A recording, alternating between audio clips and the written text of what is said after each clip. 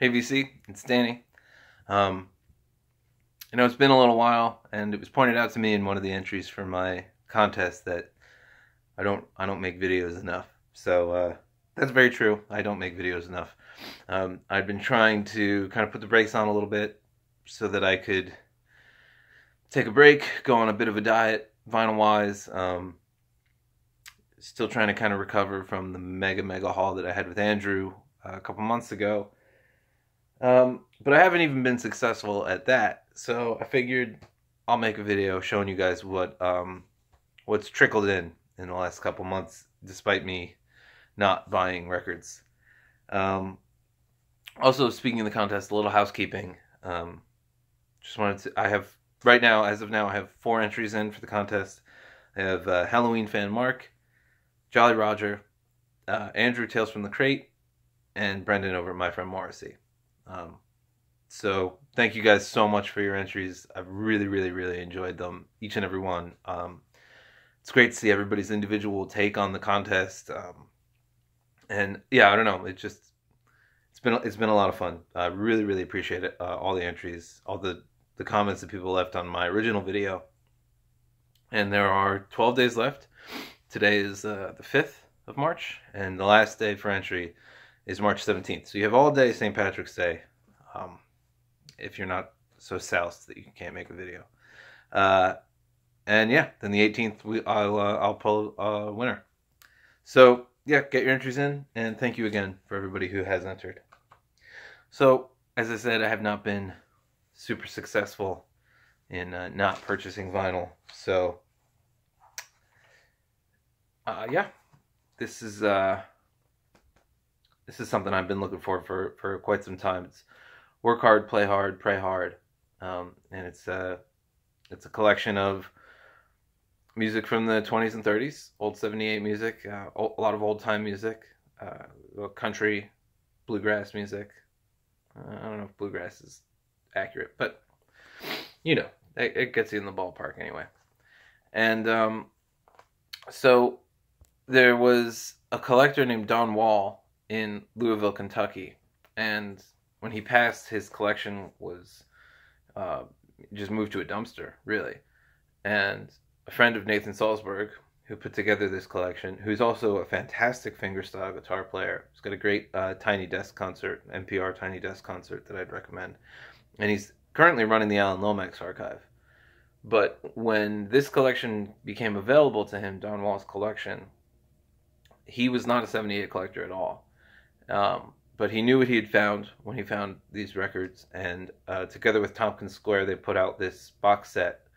And so it's broken down into work songs, play songs, and prayer songs, religious music. It's got really incredible liner notes here. Amanda Petrusik, who I showed her book, Do Not Sell at Any Price, which actually mentioned this Nathan Salzberg acquisition of this collection and this box set, which is where I kind of got clued into it. She writes some of the liner notes for this. It's a great set. It's what I really like.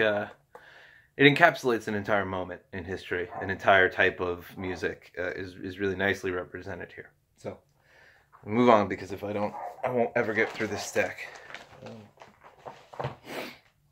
So this is another one. I was just out at my local. This is a Japanese pressing of Suspiria. No obi strip, but otherwise in beautiful condition. By the Italian band Goblin, and I believe Argento plays with them on this album. Dario Argento, who directed Suspiria. I had a repress of this, but I was really thrilled to find an original, very close, an early pressing at the very least. I love the cover, the green photo. It's a fantastic movie. It's a great soundtrack.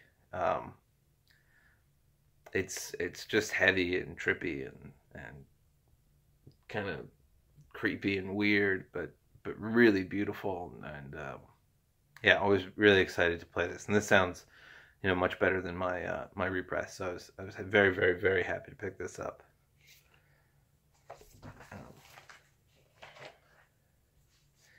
Then, so unfortunately, since I've seen you guys last, I had to travel for a funeral. I had to go back home. But while I was home, I raided my own record collection a little bit, and I picked up my old copy of Roy Harper, Flat, Baroque, and Berserk, which I was thrilled to find is an EMI Harvest copy. I was sure that I had a Chrysalis copy, but I guess I don't. Yeah, Another Day, it's just an incredible song. Tom Tiddler's Ground, East of the Sun, it's just, it's a great album. If you're familiar with Roy Harper, I'm sure you're familiar with this album. If you're not familiar with Roy Harper, I think this is actually a really great starting place. It's not quite as heady as Stormcock. It's a little more digestible. It's just more song-based. It's not 4 songs. Yeah, and I know this album was, again, a really big influence on Joanna Newsom. She was a big Roy Harper fan. Her album cover for Have One on Me features her on a chaise lounge with a similar, like, animal skin thing going on, and I always thought that it was at least partially inspired by this record cover. So, Roy Harper, Flat, Baroque, and Berserk. Happy to have it again. It's been out of my hands for years now. So, this was another find. I was very happy about Nico The End. I found this at my local. Every once in a while I just can't stand being at work anymore, and I sneak out like a half an hour early, and I swing by the local before I go home for the day. And when I found this one, the owner told me to check the price sticker, because when they price with a date, and it was months and months. It was like July of 2016, and he said somebody had moved it and hidden it in, I don't know which part of the store. He said the most obscure part of the store, and he rediscovered it, because he was saying, if he gets an Nico album or a Townsend Zandt album or something, it just leaves as soon as he puts it out. And this is my first Nico solo record. I just don't come across them at all. But this has Eno and John Cale accompanying her. There's a really great cold darkness to this album, which I think really matches her voice. It's named after The End, the Doors cover. It's all of side one is Nico songs, and they're great. It's really, like I said, it's kind of cold and kind of dark, and it's a very specific mood. And it's got that kind of synthesizers that sound like swirling winds on a wide open moor or something. It's very moody, but it's great. It's great. Valley of the Kings, Innocent in Vain. Those are some of the song titles. So yeah, very happy to pick this one up. It's on this Island label, which I didn't think I had any other records on that label, so that's always fun to pick up a new label. Here's another one. I got this at Amoeba the same time I picked up Work Hard, Play Hard, Pray Hard, and this is Poor David's Almanac by David Rawlings. David Rawlings, who partners with Gillian Welch in life and in music. They run a Coney Records together, and if you haven't heard, they delayed making any vinyl releases of any of their music for years and years until they could do it to their standard, which are incredibly high standards. And I think eventually got their own lathe, do their own. They cut their own masters, I guess. I'm not, I don't know enough about the exact ins and outs, but every record that has been released so far on Oconee, which is only 3 right now. It's Gillian Welch, The Harrow and the Harvest, Willie Watson, Folk Singer Volume 2, and this album, Poor David's Almanac. Um, they sound unbelievable, incredible, just beautiful, beautiful, beautiful pressings. I think they're already being used at like high-end audiophile shows as demos and things. And Taylor and Griffin from Dawes both play on this album. Willie Watson also plays on this album. So I was really excited to pick it up. I have to say, it is not... I like it because I like this kind of music. Not because this album is so good that it can't be denied, if that makes sense. I do need to spend some more time with it. I really do enjoy it. And there's one thing... this last little note on this, I love it, and I'm happy to have supported it just for this. Traditional stories and songs were used as the basis for several songs in this collection. These are our versions. Feel free to create your own. If that doesn't sum up what folk music is about, I don't know what does. So, like I said, very happy to have it. Really enjoy it. Beautiful playing, beautiful recording. Still falling in love with the songs personally, to be very honest.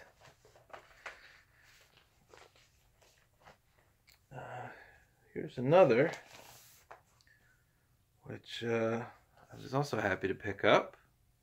This is Tim Byrne and Bill Frisell. Theoretically, I think is the name of the album. It's a German pressing, I believe. On Minor Music. And this era of jazz is not really my wheelhouse at all, but I love Bill Frisell, and I've been following him into that kind of ECM world, and I recently also picked up a bit of early Nels Cline, which also I find I really, really love. I guess the guitar-based stuff is just a little more palatable to me. Yeah, I haven't spent too much time with this, even as, you know, I'm very happy to have it. There's a song, Carolina, I think it ends the first side, which I really, really love. It's really beautiful. And it was written by Bill Frisell. So, I just like Bill Frisell, I guess. Yeah, I mean, he's an incredible guitar player, an incredible interpreter. Who at this point has influenced so many players. But, yeah, I mean, it doesn't matter what he's playing. I want to hear it. So, always happy to get some more of that.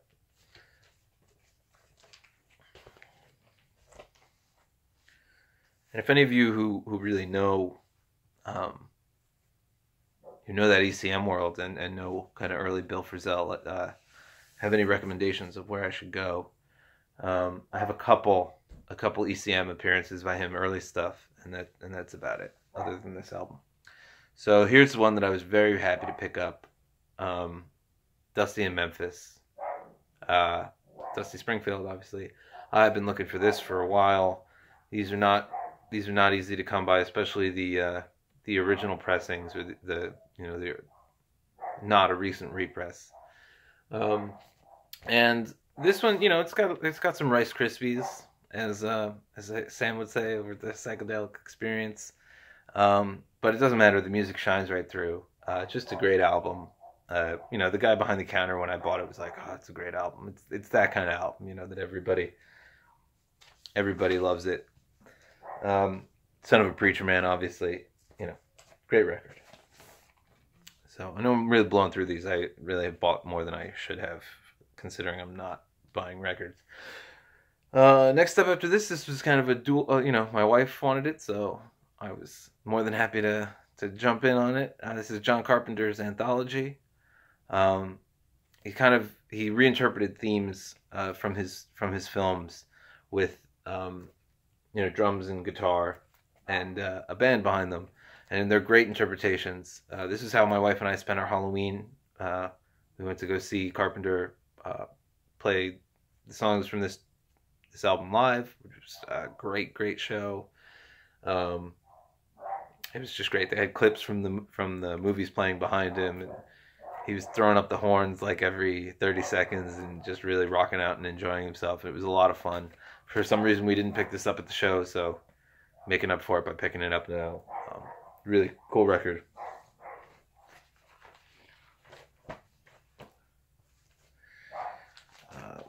Next up, this is a New Zealand artist who I really like. His name's Marlon Williams. This is his sophomore album, Make Way for Love. And I pre-ordered this mostly because it comes with a single, I'm Vampire Again, which I love, and is not included on the album because he said, you know, it just doesn't quite fit what he was trying to do with this album. You know, Chris Isaac, Roy Orbison. Is Chris Isaac who I'm thinking of? Either way, kind of a Roy Orbison crooner, you know, but in a post early 2000s folk revival world. You know, this guy has listened to Bright Eyes and Feist albums, I'm sure.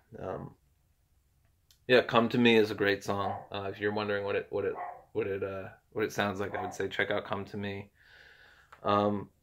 He's just got a beautiful voice. He's a young guy. And he's always working with this a guy named Delaney Davidson, who's I think also a New Zealand singer-songwriter. I would say that I still prefer his first album, although I really have enjoyed this record. But yeah, Marlon Williams, definitely worth checking out. Happy to grab that. This was so cheap I couldn't believe it. And then, of course, I spun it and I found out why. But Alice Coltrane, Lord of Lords, this was $4. But it's pretty beat and it's pretty crackly. So, you know, I hope that maybe I can get a good cleaning on it. And that will alleviate some of that. But the music, again, shines through. I guess it's a little bit more... Yeah, a large string orchestra arranged and conducted by Alice Coltrane. So it's a little bit more orchestral based, which is great. It's fine by me. Alice Coltrane with strings is one of my favorite records by her. I haven't spent too much time with this one, but and I spun enough of the first side to know that I'm just glad to pick it up. $4, well spent, even with some Rice Krispies.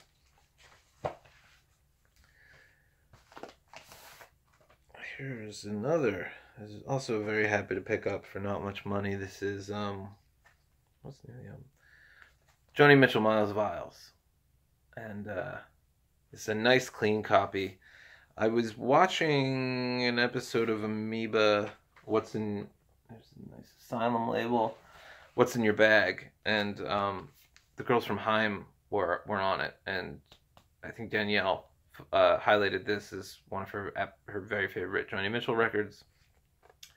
So that kind of clued me into it. And then it just was a matter of finding a clean enough copy, because this has been one of those where as soon as I became aware of it, I started seeing it everywhere, which is great.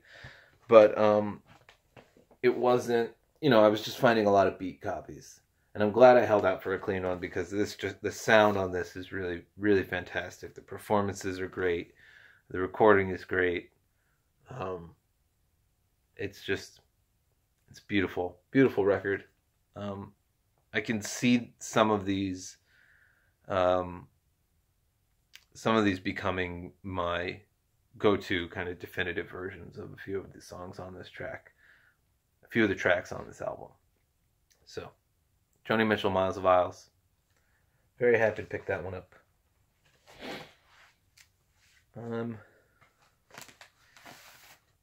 So this one,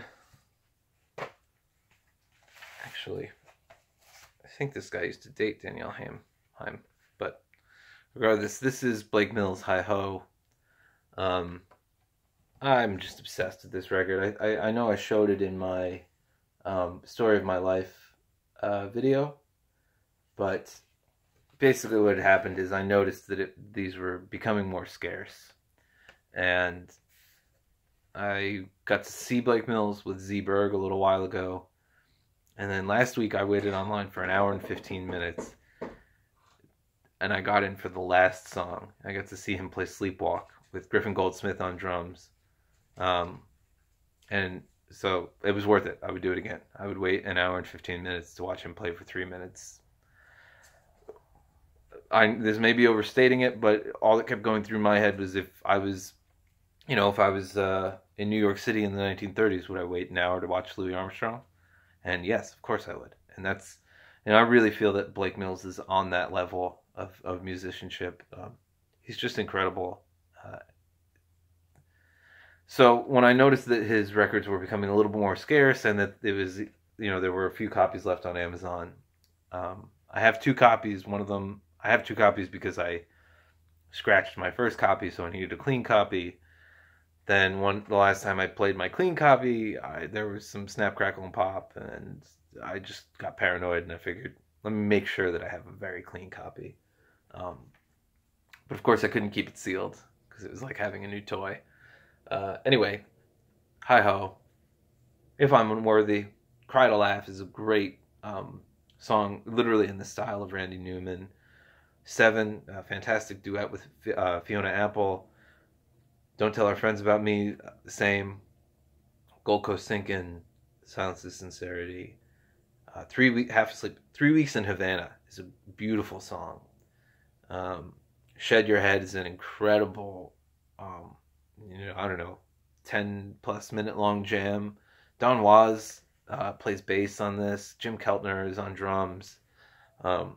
Curable Disease, another gorgeous, gorgeous song that rounds out the album.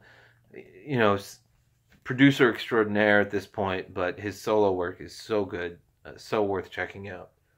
So Blake Mills, hi-ho. Can't recommend strongly enough, really.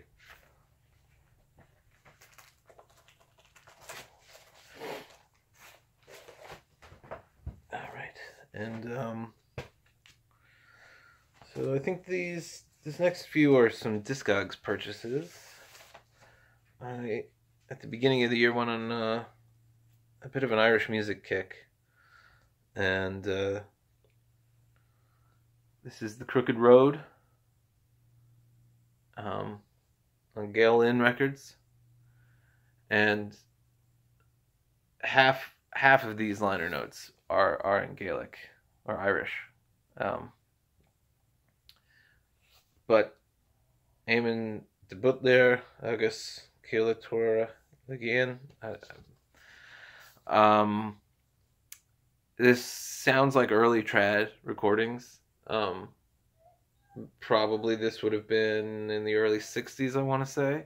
And the trad revival, from what I understand, didn't really take hold to the late 60s, early 70s. So I think this would have been one of the records that would have kind of lit a fire under Christy Moore, the Chieftains, all those kinds of artists. And from the moment you put the needle down, you hear stomping and yipping, and you just hear the audience. You can hear the room, you can hear the people in the room. It sounds like a house show or a small bar. It's a beautiful recording. It's just a gorgeous example of Irish music, and I'll definitely be playing it a lot with St. Patrick's Day coming up. I was very happy to get that. And of course, now it's sparked a new obsession with early Gail Lynn records. This is another one. Shana Rita, the Playboy of the Western World. I believe this is music made for a film. And also this, Shana Rita, it was Ireland's only classical composer. At least at the time, that was the big deal. I believe there was, the name is escaping me, but there was a BBC Misha Aaron? I can't remember the name, but there was a BBC documentary that he did the music for, which I think was how he kind of rose to fame. And the cool thing about his music is that it's classical music in that it's composed and arranged, but he uses so many traditional Irish instruments on it that it still it has this a feeling of traditional music. Uh, if you've watched movies at all, especially movies in the '90s, and seem to be really popular, it's a sound that'll be very familiar to you. It's kind of the precursor to the Braveheart soundtrack, or really any movie that uses kind of Irish music as its theme. It's beautiful, beautiful, beautiful music, pristine pressing. Um, yeah, I was very, very happy to get it. There's the Galen label, um, so which I'll be trying to chase down more of if I possibly can. And in line with that, these are all totally out of order. Sorry, but this also came with David Rawlings and Work Hard, Play Hard. This is Dick Coggan, not 100% sure. A different kind of love song. So this is 1983, and Dick Coggan is a Scottish singer and guitar player. Beautiful voice, beautiful interpreter, incredible guitar player. What pushed me over the edge was the Father song, which I hadn't heard, but it's written by Ewan MacColl, who wrote The First Time Ever I Saw Your Face and Dirty Old Town. I was very, very happy when I brought it home. It's great music. Ben Costello, I know, has spoken about him in some of his videos. I love the cover too. It kind of looks like folky Ralph Steadman in a way. Gertrude Degenhart is the name of the artist. But yeah, Dick Coggan, thrilled to pick that up. Great guitar player, great voice. So near the end here, finally. This is what opened the doors to me kind of getting a bit more Irish music and kind of spoiled my diet. This is the Green Fields of America live in concert. This is an album that I knew from the CD version, which my dad had. 1989, is out on Green Linnet, out of Connecticut, which I believe is a label run out of somebody's living room, which is impressive if you know how many great releases are out on Green Linnet. So the Green Fields of America is kind of a super group. Mick Maloney, Robbie O'Connell, Jimmy Keane, Eileen Ivers, Seamus Egan, Donnie and Eileen Golden. And they only have 2 albums out. And I didn't know this ever came out on LP. I had checked for it, I think a year or two ago on Discogs, and it wasn't on there at the time. And I came across a copy on eBay, so I checked Discogs, and then this very, very affordable copy was there. I was more than happy to pick it up. The A side, the Kerry Jig, Seamus Cooley's Paddy's Green, Shamrock Shore, Sligo Jack, Redekins, kind of a medley of jigs and reels there. It's just beautifully done. Then Kilkelly is probably the saddest song that I'm aware of. It was written based on actual letters that actual letters written by actual Irish immigrants and their families, and it's told each verse is a different letter from home, and they're letters written to a man who's emigrated to America, and it's kind of updates on how his family's doing, and it is devastating, really, truly devastating, but beautifully done. And Stick to the Crater is a great Irish drinking song.